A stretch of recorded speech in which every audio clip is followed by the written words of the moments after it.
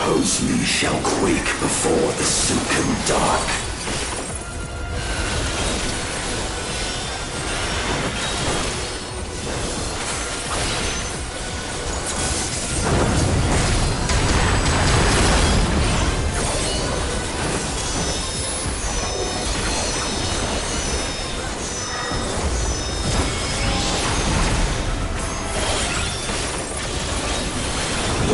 Its power is mine to wield.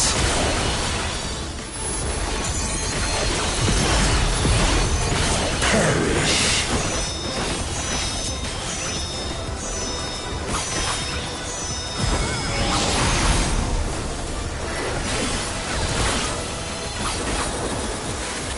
Be still.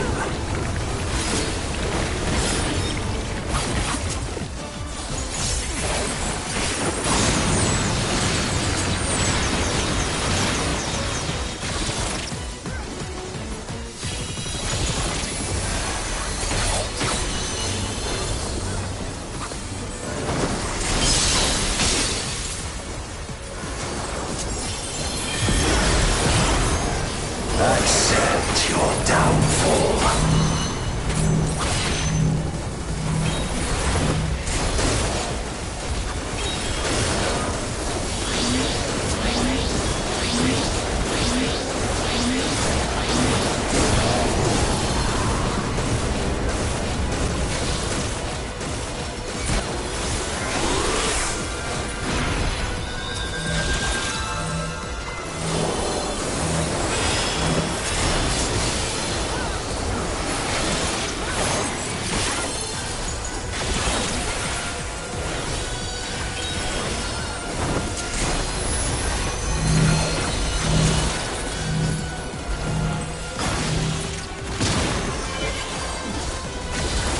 Doth the yawning rift not tempt you?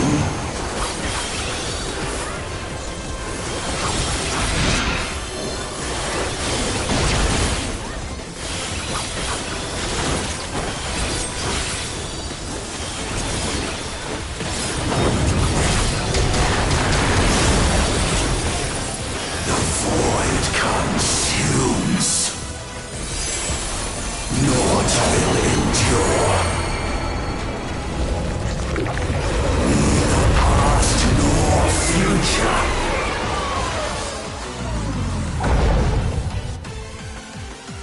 Only one certainty remains. My triumph.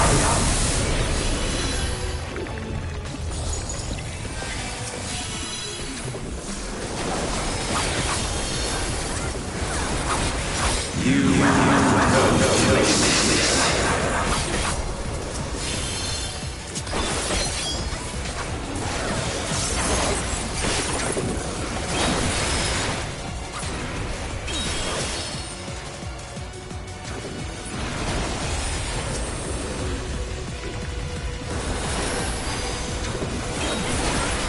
Struggle is futile.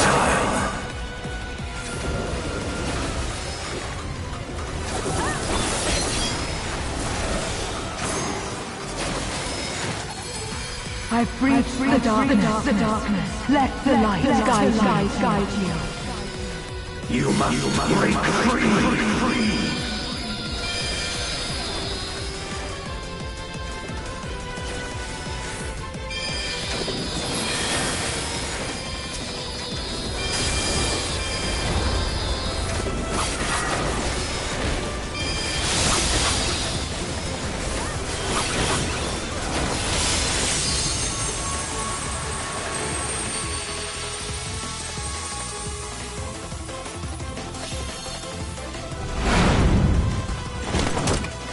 The underlings are no more.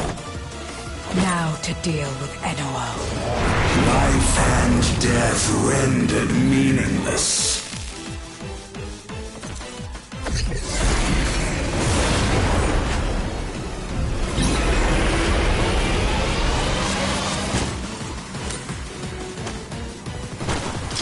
Light, protect us.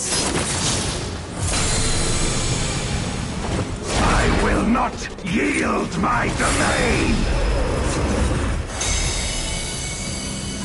Such is the power of the Void.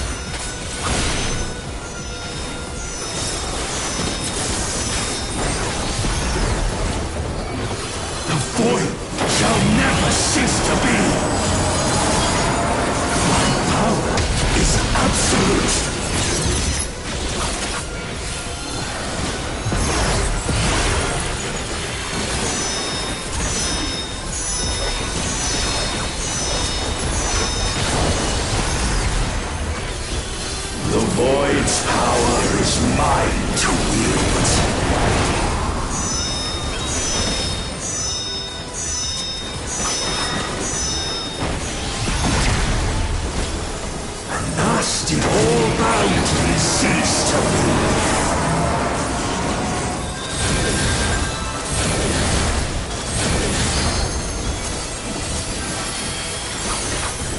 Behold the truth of this world!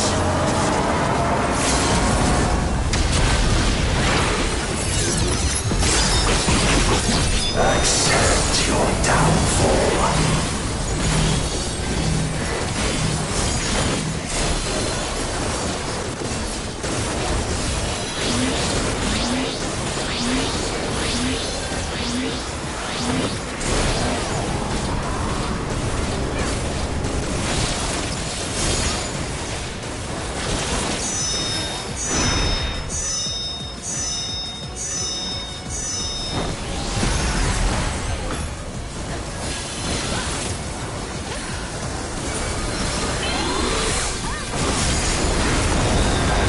The yawning rift not tempt you? Be still.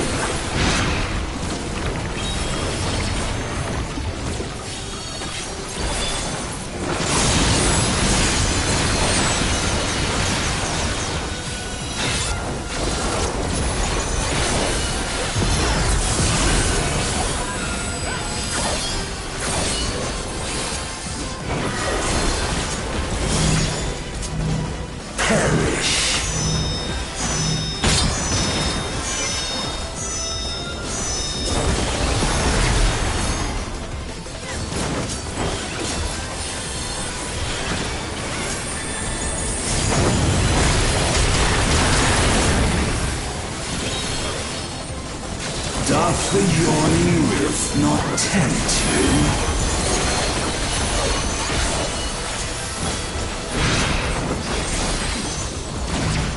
Be still.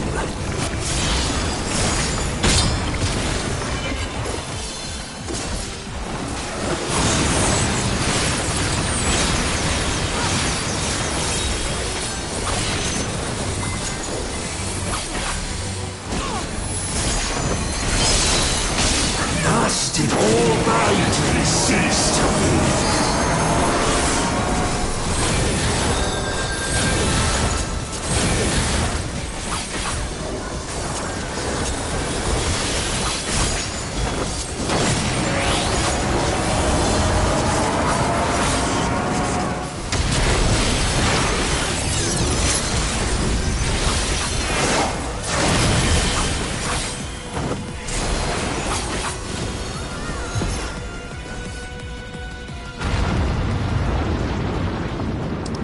They must be sealed away.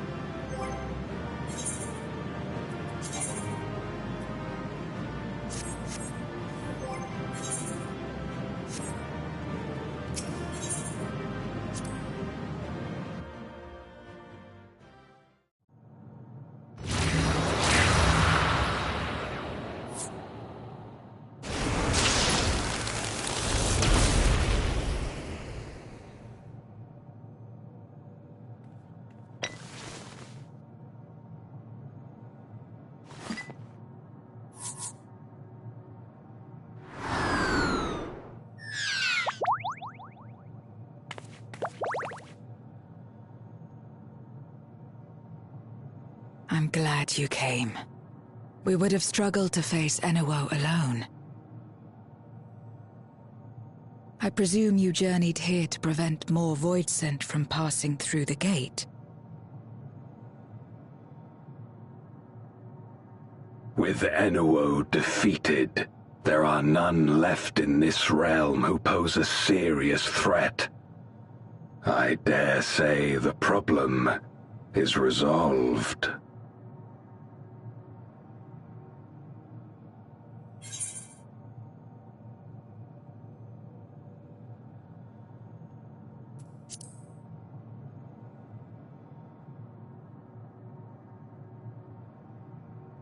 Nothing comes to mind. Why'd you ask?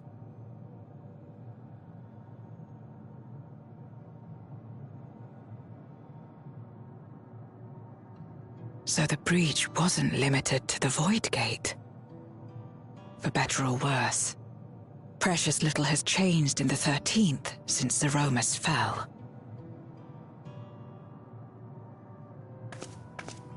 Have you noticed anything unusual? I know not the reason events have unfolded this way, but there is, perhaps, an explanation as to why the Void Gate and the fissures opened. Here, in my domain, even the slightest change is keenly felt. When the gate opened, I sensed not the workings of some external force. Rather, it felt as if the barrier between our worlds was weakening naturally, moment by moment, until the two came to meet. And you think this weakening could be happening elsewhere? 'Tis a possibility.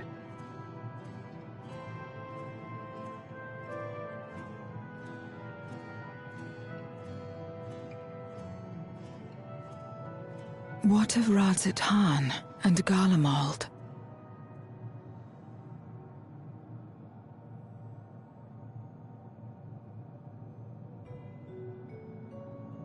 Eulus took mercy upon the interloper.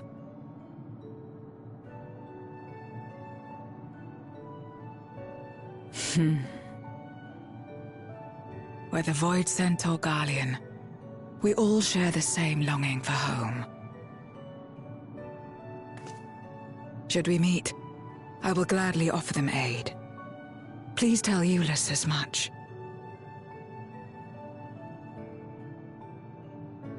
Wait, how exactly did you get here?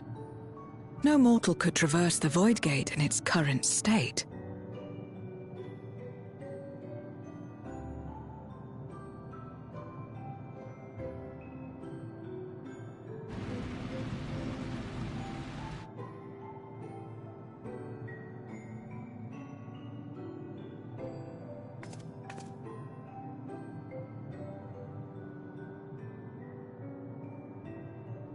And this path of yours is still there. I cannot see it.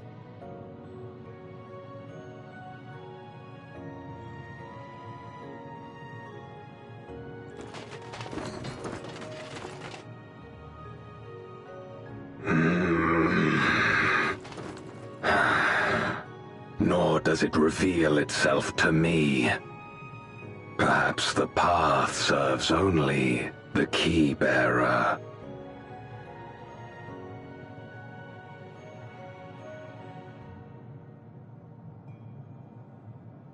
So it is not a means to travel freely back and forth. A pity. I would have liked to see my friends again.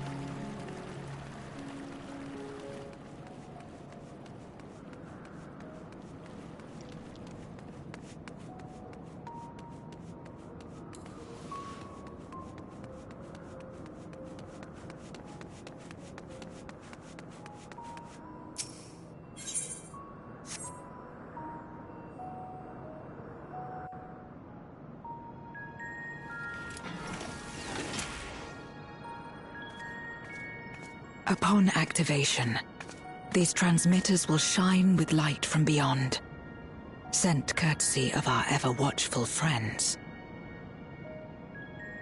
They will serve as beacons in the dark for those that would seek me out.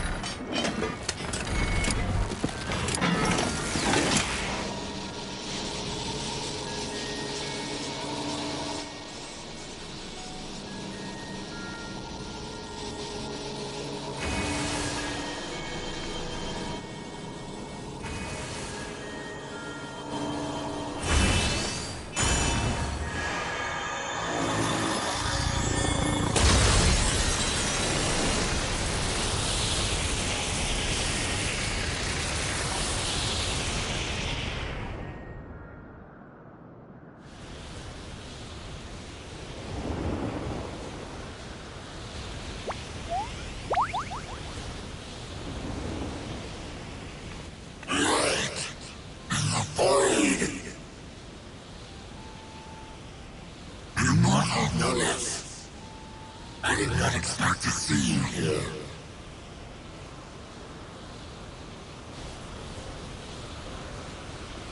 I am Zero, and this is my domain. 'Tis a safe haven for those who abhor conflict.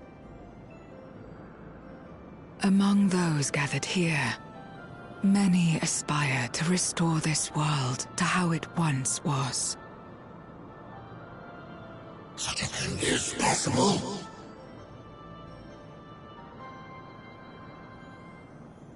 Indeed. Though how long the endeavor will take, I cannot say.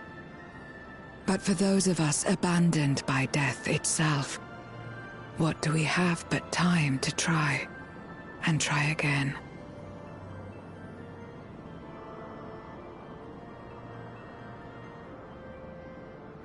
Very well. This light is ample proof your comrade spoke true. However long it takes to restore our world, you shall have my aid. And you shall have mine.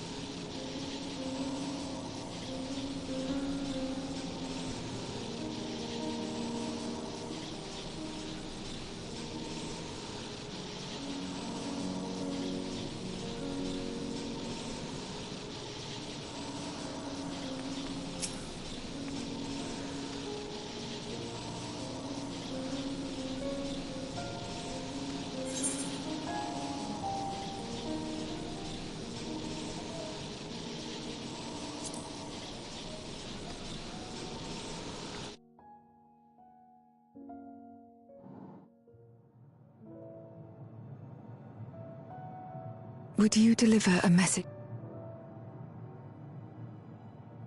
Enuo's Memoria will be safe here. The crystal containing Zeromus has been passed on to our allies in the First. If Enuo's Memoria might serve them in restoring their world, we shall likewise consider its transfer.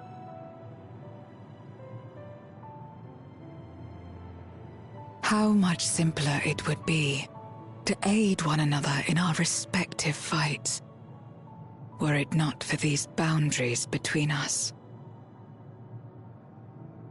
Safe travels, my friend.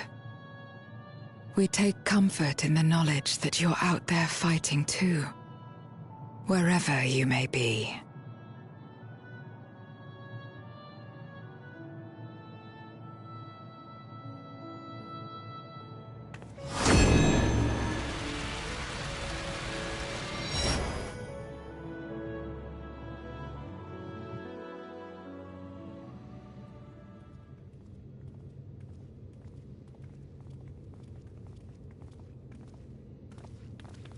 No luck, I'm afraid.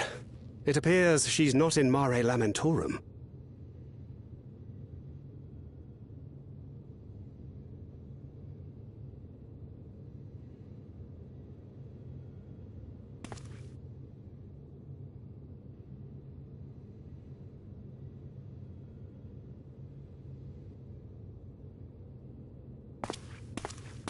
Wait. Is that...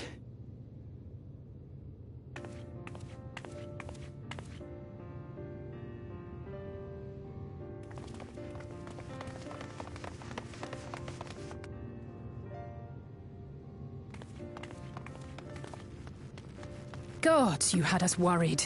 You suddenly disappeared. We didn't know what to think.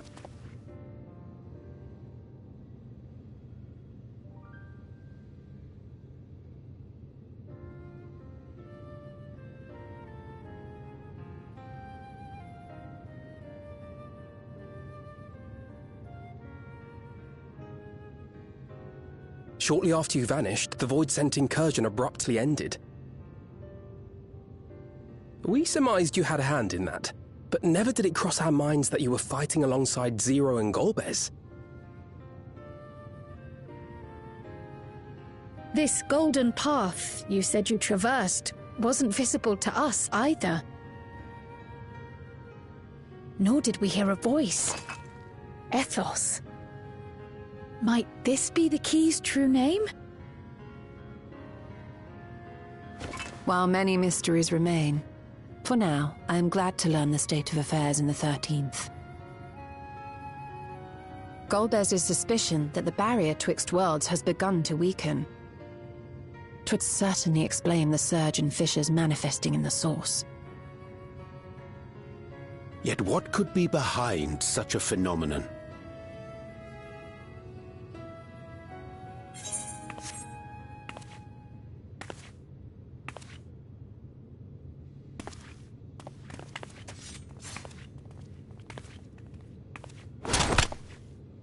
And who might you be? Not her Void-Sent, I'd wager.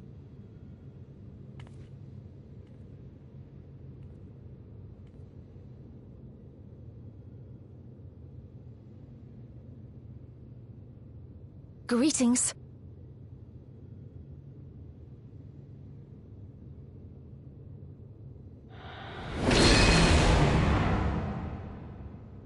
I am Helmarut of the Asians.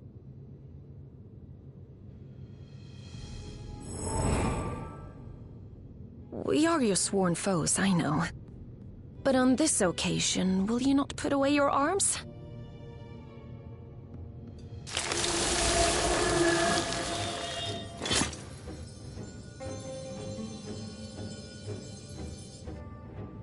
I wish only to talk.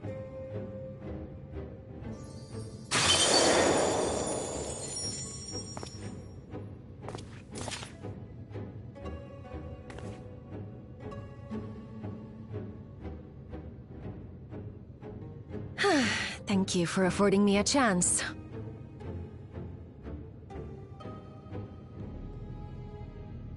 Bereft of the Unsundered, we were under the impression you and yours no longer had cause to continue your activities. that you should reveal yourself at this juncture.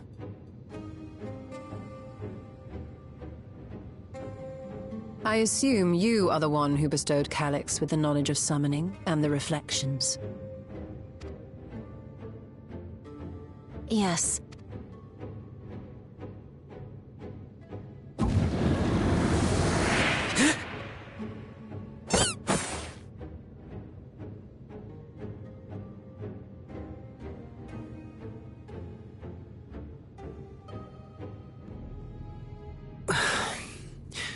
Was it necessary to reveal my present form as well? Calyx. So he succeeded in transferring his memories after all.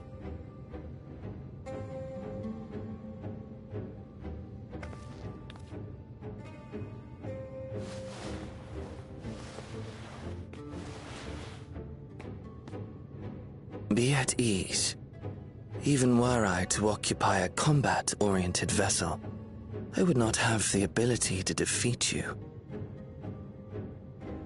You destroyed my plan, my life's work.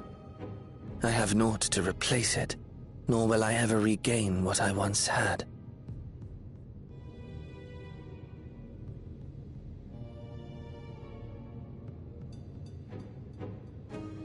If you wish to speak, Halmarut, will you not tell us what it is that you hope to accomplish?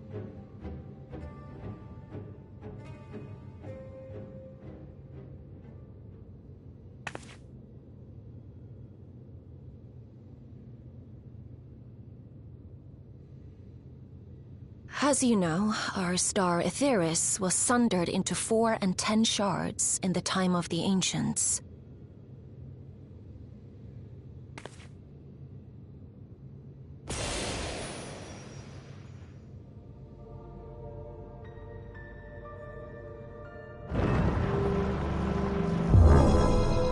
As the will of the star, Hydaelyn perpetuated this unnatural division for millennia. And in the wake of her passing, nature has begun to reassert itself. As a wound knits itself together, the star seeks to become whole once more. Yes, it seeks to rejoin with all of its shards.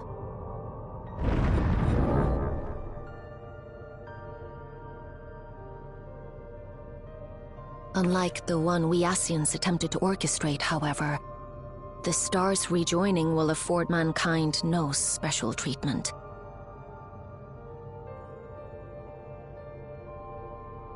All life and matter will be condensed into a single whole and remade for a new beginning.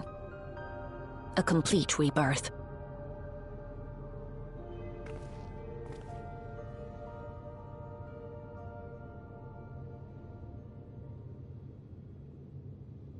Aetheris will return to the way it once was, hundreds of millions of years past, to a quiet and peaceful time, long before the light of mankind was kindled.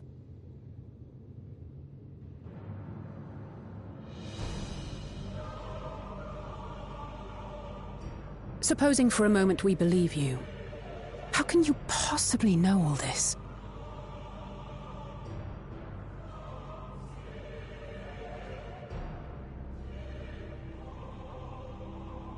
It is an inevitability that I have foreseen since time immemorial.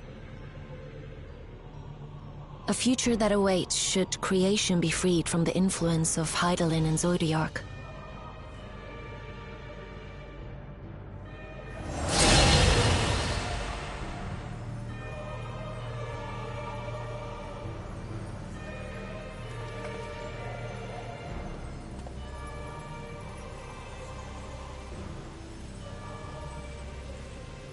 The star is tolerant to life. It holds no grudges, and neither rages nor weeps for being sundered. Yet by the same token, it is indifferent to life's survival. No amount of devastation and death can compel it to stop the wheels of creation from turning.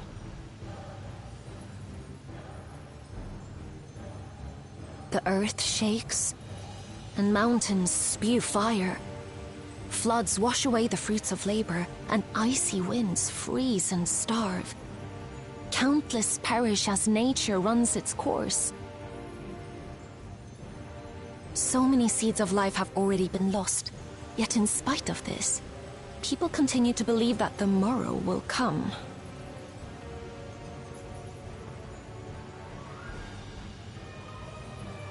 But it will not. For nothing lies beyond the solstice, when all creation is reunited.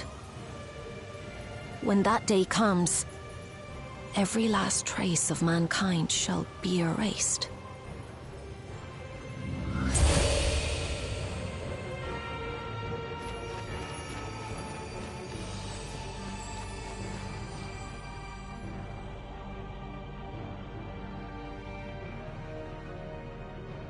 I cherish man's journey. Despite losing his innocence and being made to live with suffering, he has forged ever onward. Strong, even as he is weak, his is a proud tale in the history of the star. 'Twould be a shame for that tale to end. For all to wither and die, when some might yet survive. Would you not agree?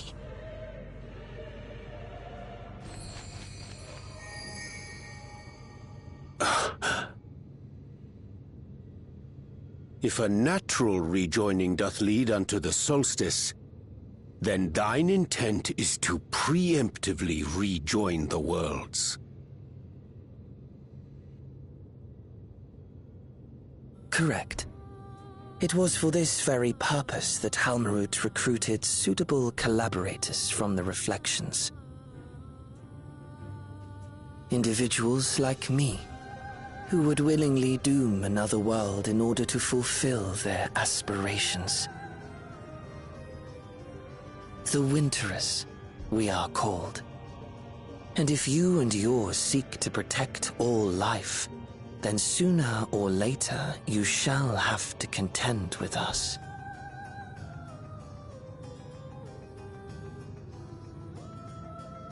Even if everything you claim is true?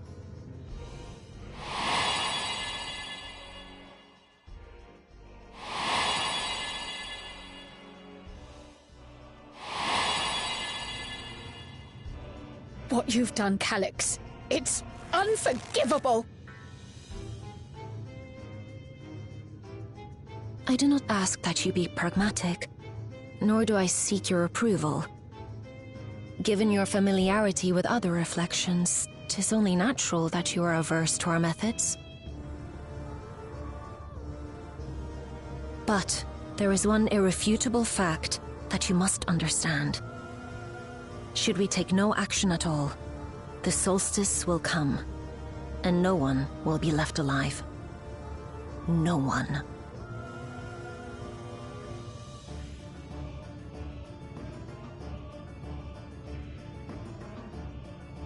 Of course, should it serve to satisfy your ambition, you are welcome to deal with the reflections as you deem fit.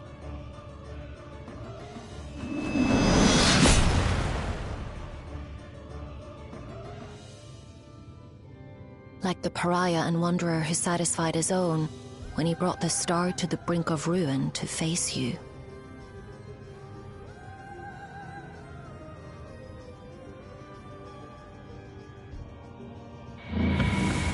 Wait!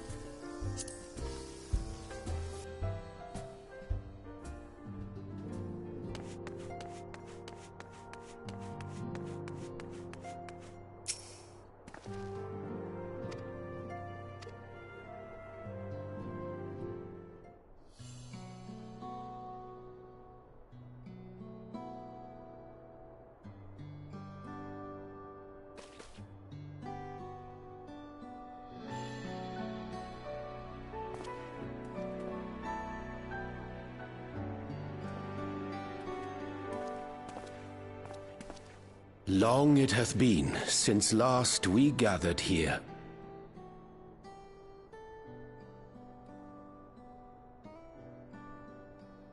Though our Order's dissolution was indeed in name only, thereafter we did largely operate independent of one another. All of which is to say, full glad am I to stand in such esteemed company once more.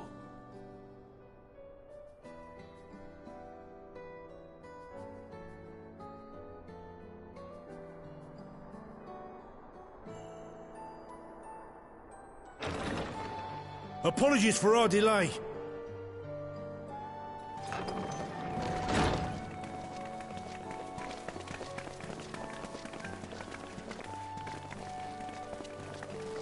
We're reporting for duty, as bid. This is everyone that we could round up on short notice. The others are still en route. Estinian alone we weren't able to make contact with, but we're working on it. No doubt his link pearl is buried at the bottom of his bag.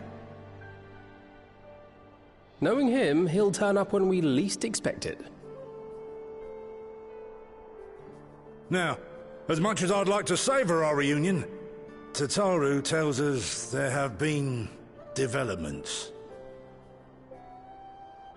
Will you apprise us of the details?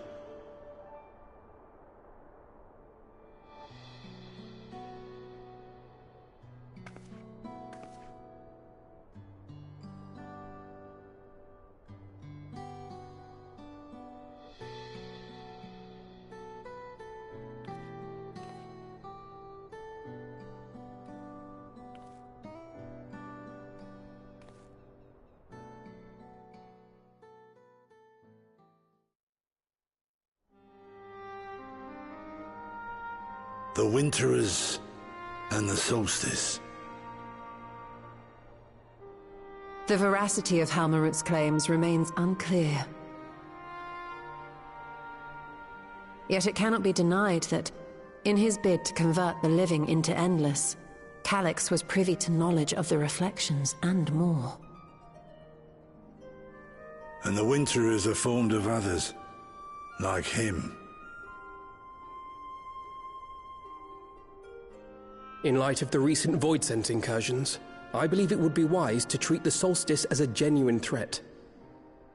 The problem is how to deal with it.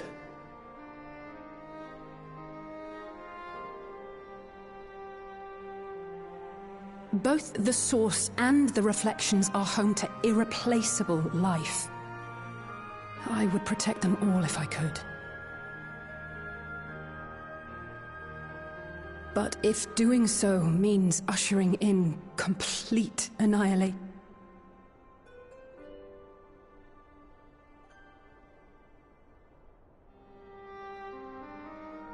then what can we possibly do?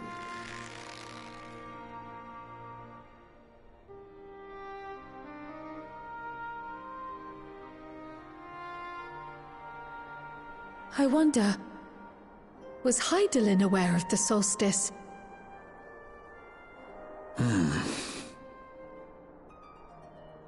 Given that we had no knowledge of it when you journeyed to Elpis, you couldn't have warned Venar.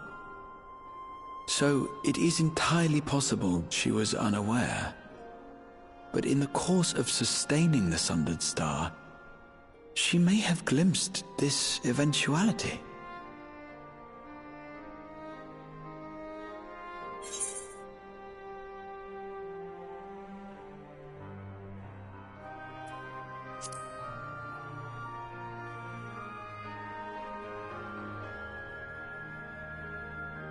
So she believed that we could overcome this trial as well.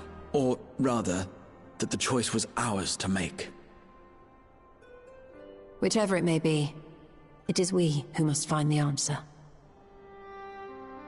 We who live in the here and now.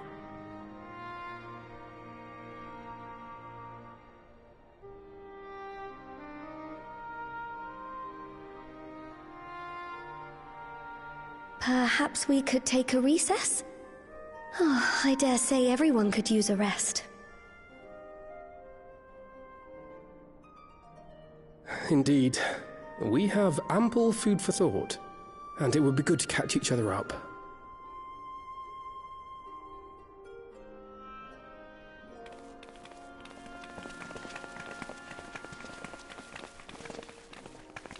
Ere I forget, Huron, I believe you should keep the key, Ethos, in your possession.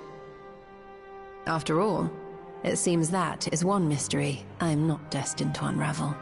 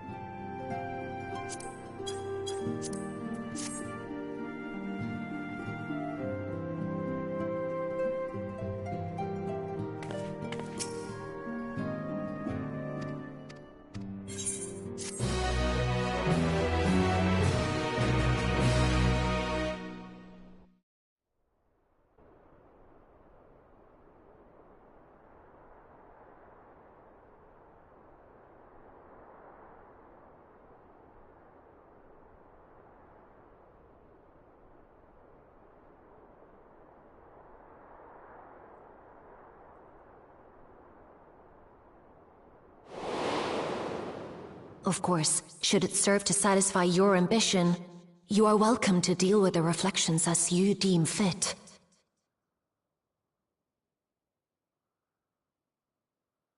Like the pariah and wanderer who satisfied his own when he brought the star to the brink of ruin to face you.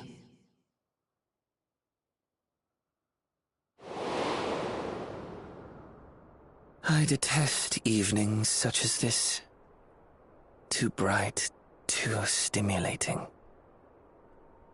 The mind distracted by the inconsequential.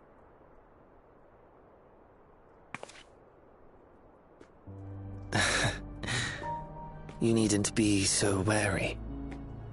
I merely come to offer information before my departure.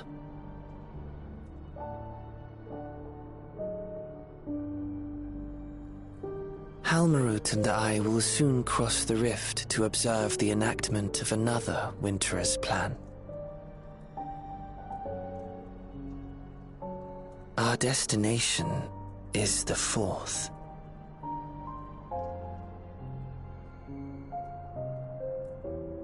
A world locked in ice, whose lands are blanketed in thick clouds.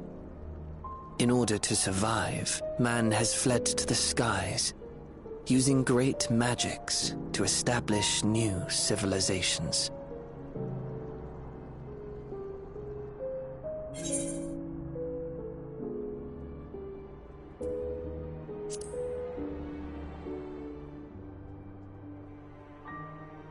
I have my own designs I would see realized. Nothing more. Believe me or don't, as you like.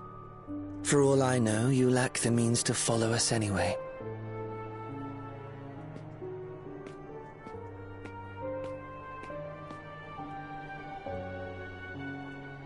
What Halmarut said to you earlier.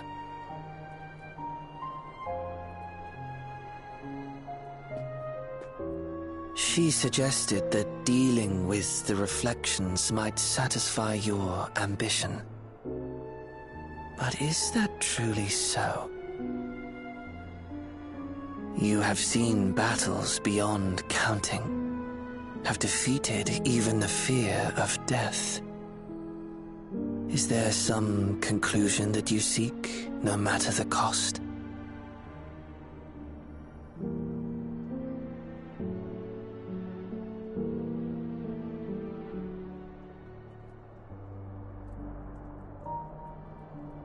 I will share with you a truth.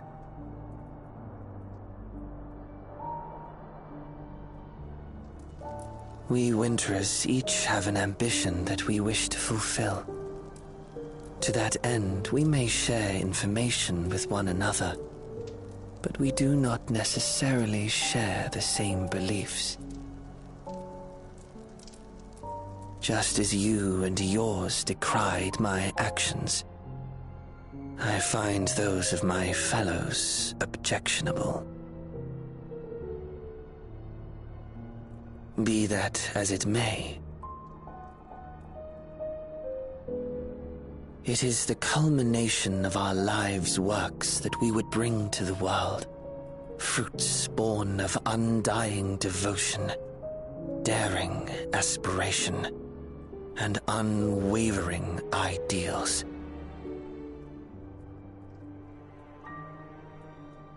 No matter how we are reviled, no matter what we must steal, our actions will be vindicated by those who abide in the future we create.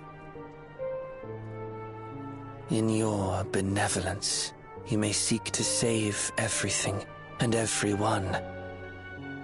But once all is consequently consigned to oblivion, your noble deeds will amount to nothing more than folly.